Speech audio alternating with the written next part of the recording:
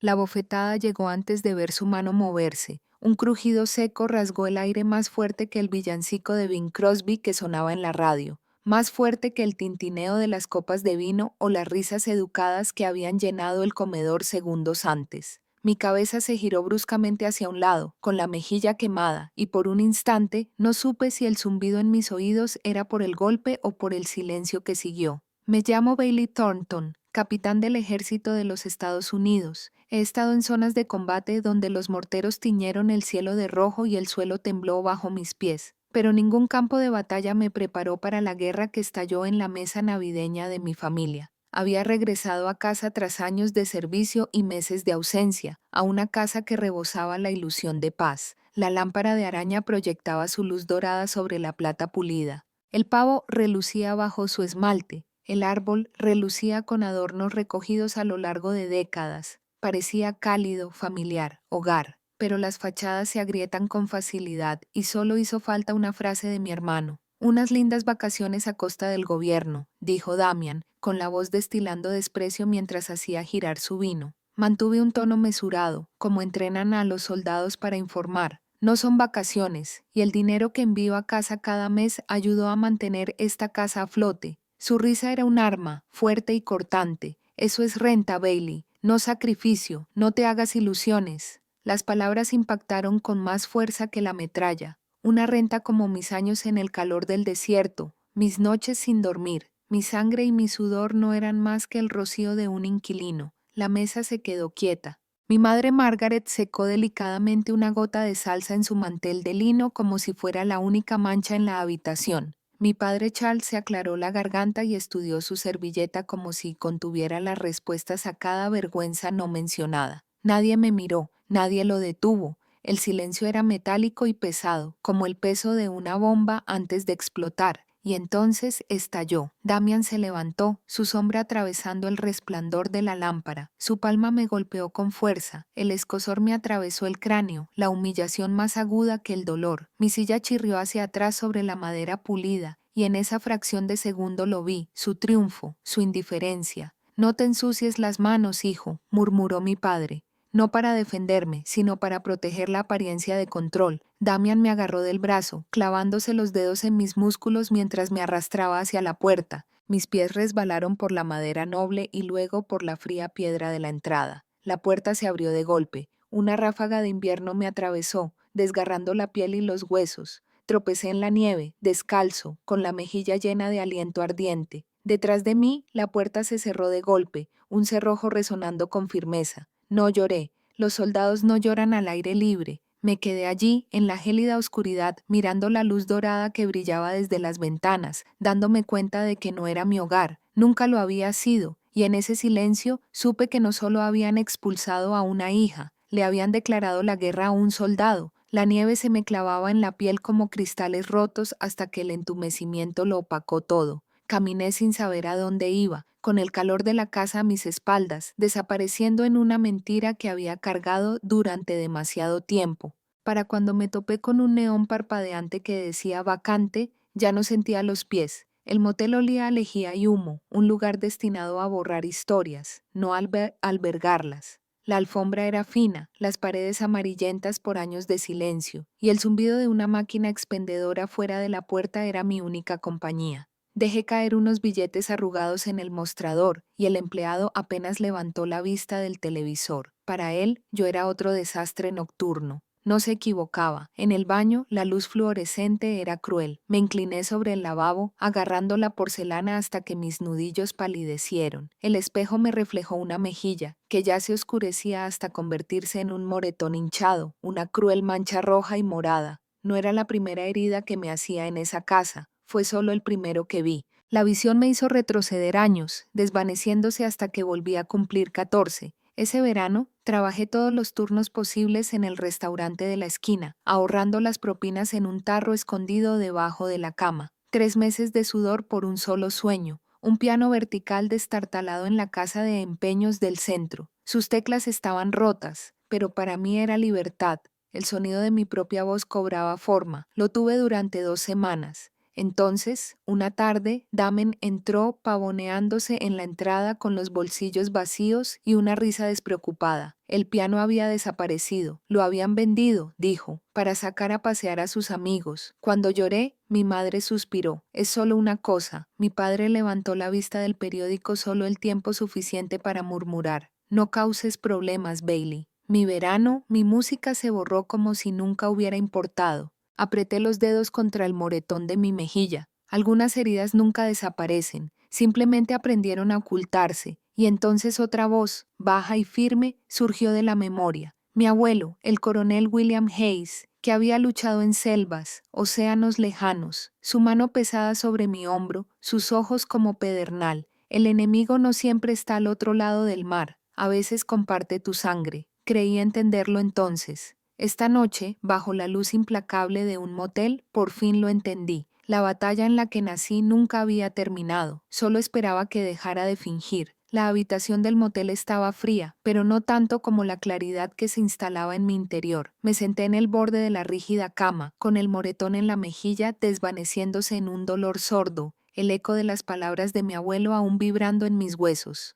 Los soldados no se derrumban, se reagrupan. Y así lo hice. Abrí mi portátil. El brillo de la pantalla atravesaba la penumbra rancia como un reflector. Mis dedos se movían con una precisión que conocía de los ejercicios de campo, metódica, distante. Ni pena ni rabia, sino acción. Extractos bancarios. Primero revisé meses de transferencias, línea tras línea, etiquetadas como manutención familiar. Luego las comparé con las facturas del hogar que había pagado discretamente, las cuotas de la hipoteca, internet, incluso la visita de emergencia del fontanero que había cubierto durante mi formación en el Mojave. Sin embargo, las cifras no cuadraban. El dinero que envié se había esfumado, desviado a espacios en blanco que no podía rastrear. No fue negligencia, fue un borrador. Mi sacrificio había sido borrado del registro. A continuación revisé los correos electrónicos repasando años de polvo digital, un mensaje de mi madre sobre los servicios públicos atrasados, las breves respuestas de mi padre, nos encargaremos, contrarrestando las declaraciones. Vi la verdad, su manejo implicaba desviar fondos a otras partes, siempre lejos del libro de cuentas. Eso debería haberme mostrado como un salvavidas, no como una carga. Cada documento que guardaba se convertía en munición. Cada captura de pantalla era una bala. Empecé a crear una carpeta, pero luego paré. Un soldado no solo acumula pruebas, ella nombra su misión, le da un estandarte bajo el cual luchar. Mi cursor permaneció suspendido un largo instante antes de escribir Operación Fénix, resurgir de las cenizas. La ironía no se me escapó. Habían intentado enterrarme bajo la vergüenza silenciosa y la nieve, pero las cenizas solo prueban que había fuego. Aún así, sabía que no podía hacerlo solo. Impulsivamente, busqué en mis contactos un nombre que no había marcado en años, Nora Jensen. Habíamos sudado codo con codo en West Point, y mientras yo usaba botas de combate en desiertos, ella había elegido el derecho, convirtiéndose en una abogada militar con reputación de precisión inquebrantable. Cuando contestó, su voz era firme y profesional, pero se suavizó al oír la mía. No le conté toda la historia, no hacía falta. Le dije que tenía pruebas de fraude financiero que involucraban a mi propia familia, y ella dijo las palabras que no sabía que necesitaba. Hiciste bien en decir, envíame lo que tienes. En ese momento no era la hija abandonada en la acera, era una capitana al borde de un nuevo campo de batalla. Y esta vez no solo me defendía, me preparaba para contraatacar. La Operación Fénix me había dado un propósito, pero el propósito no te reconforta. Las paredes del motel se cernían sobre mí, densas de humo y silencio, y supe que no podía quedarme. Los soldados aprendieron a moverse hacia la luz, incluso el más leve destello. El mío apareció en forma de un letrero desgastado por el tiempo en la entrada del Whitaker's Diner de Coast Road. La campana sobre la puerta sonó débilmente al entrar. El calor y el olor a sopa me envolvieron como una manta.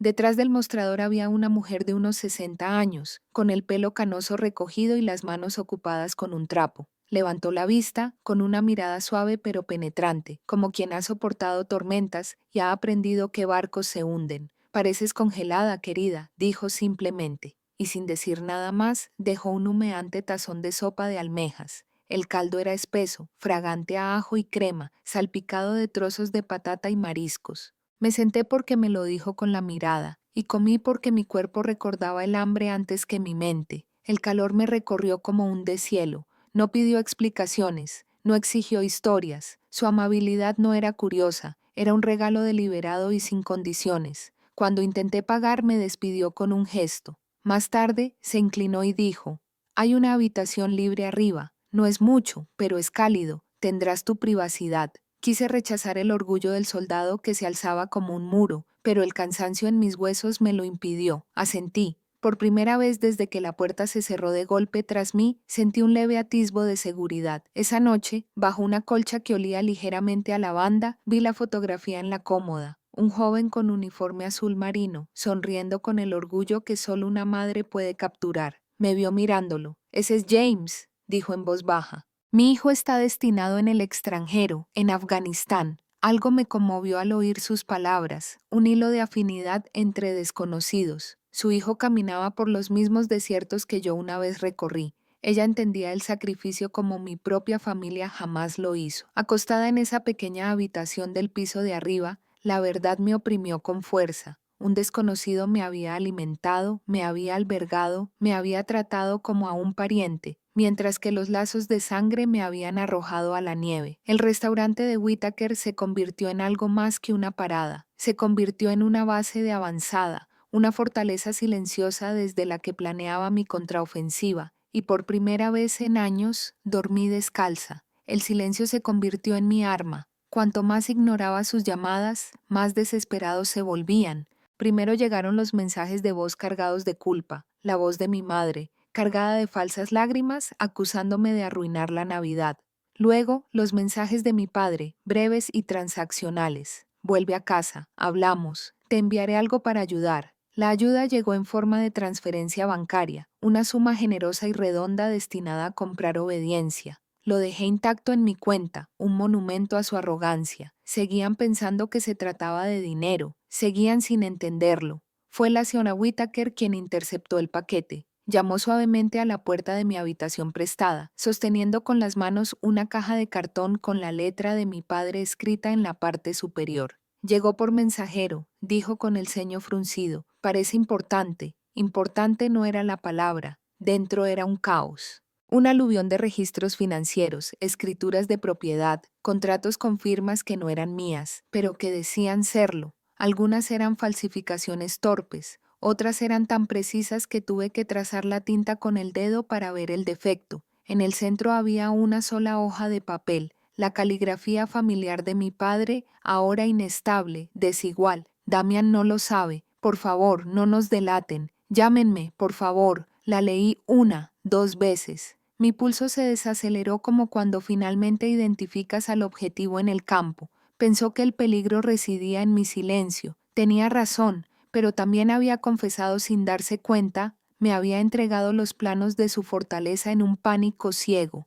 Los documentos se extendían por la cama como escombros de una detonación. Transferencias de propiedades movidas por empresas fantasma de las que nunca había oído hablar. Declaraciones de impuestos que mostraban menos ingresos de los que sabía que ganaba. Páginas de acuerdos que olían a blanqueo incluso antes de que entendiera los detalles. Y entonces la realidad me golpeó fríamente. Mi nombre se entretejía en todo. Préstamos abiertos con mi número de la Seguridad Social. Firmas que imitaban la mía, mi sueldo de soldado raso, entretejido en su plan como tapadera para dinero sucio. No solo me habían despedido, me habían reclutado para su corrupción usando mi honor como camuflaje. Me recosté sintiendo el peso en el pecho. La traición es una cosa, la complicidad sin consentimiento es otra. Ya no se trataba de una familia rota, se trataba de un crimen, traición, no solo a mí, sino al país al que juré servir. El error fatal de mi padre fue pensar que el miedo me mantendría en silencio. En cambio, me dio la única prueba que nunca quiso que tuviera. La caja permaneció abierta sobre la cama, su contenido derramándose como metralla sobre la tela descolorida de la colcha. El por favor de mi padre aún resonaba en mi cabeza. «Por favor, no nos expongas». Pero la exposición ya no era una opción, era el único lenguaje que me quedaba. Los soldados no luchan con lágrimas, luchan con precisión. Coloqué los documentos en filas, cada uno como un clavo más para su ataúd. Las horas transcurrieron en silencio, interrumpidas solo por el clic de las teclas de mi portátil y el ritmo constante de mi respiración. Creé 2 archivos, limpios y deliberados. El paquete alfa era la prueba de mi sacrificio: transferencias bancarias, extractos de hipoteca, facturas de servicios públicos marcadas como pagadas en su totalidad con mis ganancias, un discreto registro de lealtad que habían ridiculizado y borrado. El paquete bravo era el arsenal de contratos con firmas falsificadas, escrituras barajadas como un juego de trileros, declaraciones de impuestos diseñadas para desangrar la honestidad. Cada página vinculaba su imperio con el fraude, cada firma me implicaba como su escudo. Al amanecer, ambos paquetes estaban cifrados en mi escritorio, con sus nombres claramente visibles en la pantalla. Redacté un correo electrónico para mis padres y Damian, sin florituras ni ira, solo condiciones. Tienen 48 horas, una disculpa pública, la restitución total de lo robado y el reconocimiento de mi papel como quien mantuvo a esta familia a flote. Si no lo hacen, el paquete bravo va directamente a Hacienda. Adjunté un archivo alfa como prueba de que no estaba mintiendo, lo justo para que sintieran el peso de lo que sostenía. Pero los soldados también se preparan para lo peor del campo de batalla. Me conectaba a un servidor seguro y configuré un temporizador para Bravo, un interruptor de hombre muerto. Si algo me pasaba, si mi corazón dejaba de latir o mis dedos no volvían a tocar el teclado, Bravo se lanzaría a las bandejas de entrada de los investigadores federales y del bufete de abogados de Nora Jensen. Cuando llegó la confirmación, me recosté en el asiento, bajo el resplandor de la pantalla que me iluminaba la cara.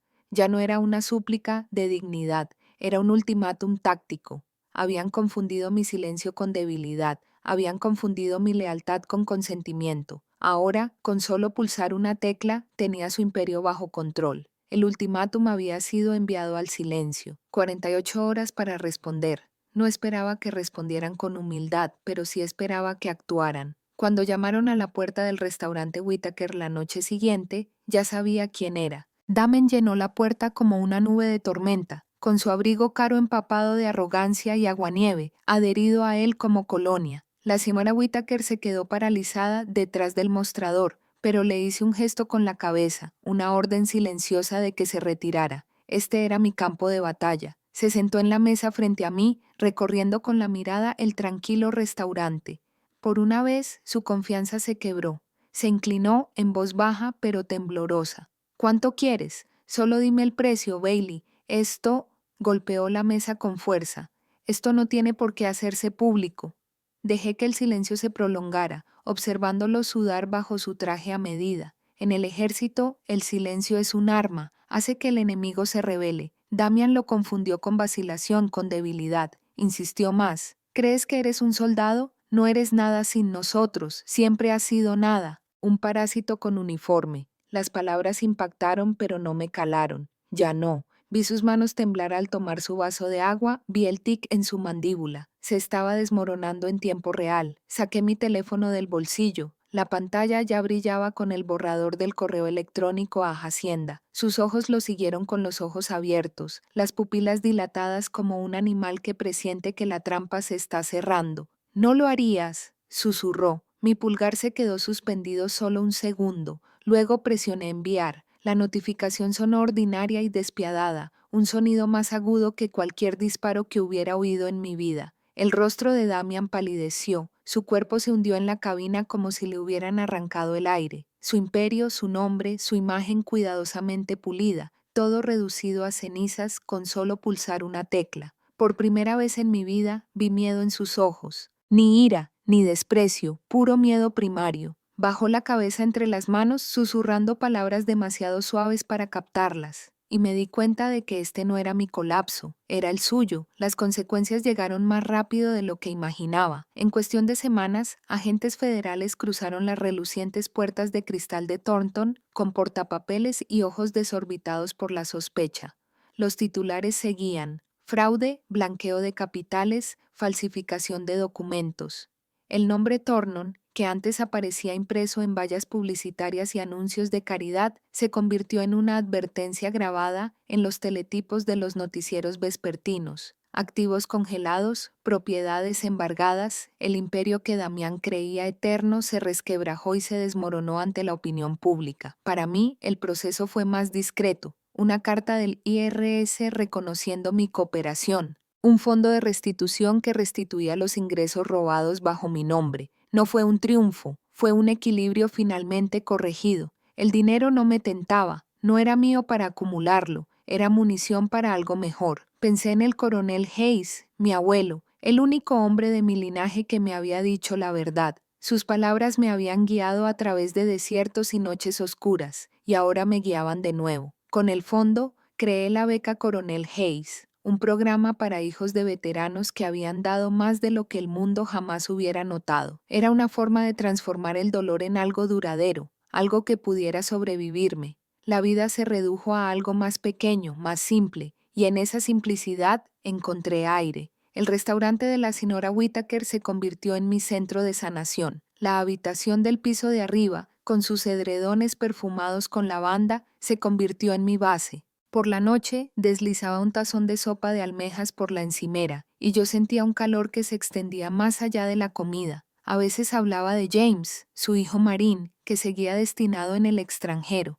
No intercambiamos muchas palabras, pero nuestros silencios eran familiares. Ella comprendía el peso de los uniformes, el silencio del sacrificio, el dolor de esperar a alguien que quizá no regresara. Una noche, mientras el vapor emanaba de mi cuenco, comprendí la verdad que me había llevado años, moretones y traiciones comprender. La verdadera familia no es de sangre, es valentía, es bondad, son quienes te acompañan cuando el mundo se enfría. Ya no era la hija abandonada en la nieve, era una soldado que había elegido su propio territorio, su propio legado. Y en esa pequeña cocina, con el zumbido de las luces de neón del restaurante y el olor a sopa de pescado en el aire, supe que por fin había llegado a casa. ¿Y tú? ¿Alguna vez has vivido un momento en el que la familia se sentía como extraña o en el que la amabilidad provenía de alguien inesperado? Comparte tus sentimientos en los comentarios y cuéntanos desde qué lugar del mundo nos ves. Nos encantaría saber tu opinión. Vos, no olvides suscribirte a Relative Tension para más historias que te impactan, te acompañan y nos recuerdan que no estamos solos.